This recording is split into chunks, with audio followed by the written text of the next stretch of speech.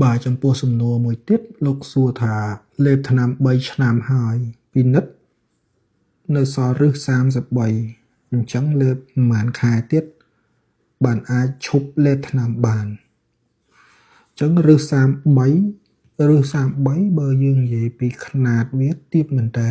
បាទយើងអាហ្នឹងរឹសហ្នឹងមានន័យថាសម្បកនឹងឯងភាសាបច្ចេកទេសគេហៅថា ABS antigen quantitative ឬក៏យើងហៅថា ABS antigen level មានន័យថាយើងរាប់កំហាប់សម្បករបស់មេរោគនៅក្នុងចរន្តឈាមយើងដែលវាបញ្ចេញពីស្នូលនៃ cccDNA របស់ពុំមេរោគនៅក្នុង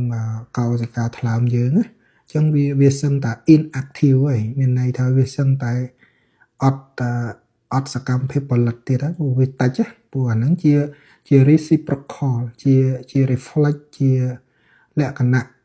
បញ្ជាក់អំពីសកម្មភាពរបស់ cccDNA ដែលជាម៉ាស៊ីនដែលជាពុំផលិតចេញមកកាលណាវាកាន់តែតិចកាន់តែល្អតែមានករណីខ្លះវាតិច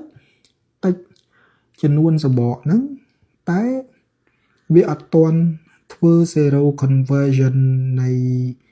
HBe antigen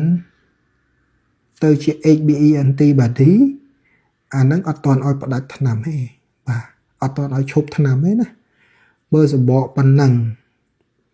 សាច់ថ្លើមនៅស្អាតល្អលោមមុខងារថ្លើមល្អអត់មានអាលិកកើនឡើងអត់មានជាតិពុលកើនឡើង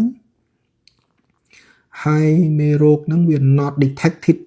វាចាប់អត់បានរហូតយើងមើលលើកណាក៏អត់មានលើកណាក៏អត់មានហើយមានអង្គទីកោ HBe HBe antibody អាហ្នឹងបើមានអាហ្នឹងយើងអាចពិចារណាឈប់ថ្នាំបានតែឈប់ហ្នឹងគឺ close monitor គឺតាមដានដោយប្រកិតតាមដានដោយប្រកិតហ្នឹងមានន័យថា3ខែ4ដងក្នុងមួយឆ្នាំដំបូងហ្នឹងគេឲ្យយើងមើលមេរោគរាប់មេរោគមើលរាប់សបករាប់មេរោគរាប់សបករាប់មេរោគរាប់សបក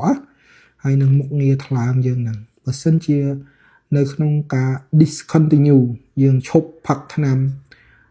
ភ្លាមហើយសបកនឹងអត់មានឡើងទេចំនួនវានៅក្រោម100ឬក៏វាទាបមែនតើ not detect clear negative អីចឹងហើយមេរោគនឹងក៏អត់ចាប់បានក្នុងមួយឆ្នាំដំបូងហ្នឹងយើងមើលទៅឃើញថាវានៅតែល្អដូចខ្ញុំជំរាបមិញអាហ្នឹងមានន័យថាការផ្ដាច់ថ្នាំហ្នឹងបានជោគជ័យបើការផ្ដាច់ថ្នាំហ្នឹងបានជោគជ័យអញ្ចឹងបានយើងតាមដាន6ខែម្ដងទៅតែសំណួរលោកអ្នកសួរនេះសបក33តែប៉ារ៉ាម៉ែត្រផ្សេងទៀតលោកអត់បានបញ្ជាក់ឲ្យខ្ញុំហ្នឹងហើយអញ្ចឹងបើសិនជាមើលអាផ្សេងទៀតទៅល្អត្រូវទៅជួបដុកទ័រដើម្បីរៀបចំផែនការឈប់ថ្នាំតាមបច្ចេកទេសបាទមិនមែនថាខ្ញុំជំរាបអញ្ចឹងយកទៅអនុវត្តខ្លួនឯងខ្ញុំគ្រាន់តែជូនជាព័ត៌មានទេតែការអនុវត្តគឺវាមានភាពខ្មាំងមានលក្ខខណ្ឌមានការតាមដានអីច្បាស់លាស់អាហ្នឹងជាមួយវិជ្ជាបណ្ឌិតបាទអញ្ចឹងខ្ញុំសូមឆ្លើយជូនតែប៉ុណ្ណេះទេបាទសូមអរគុណ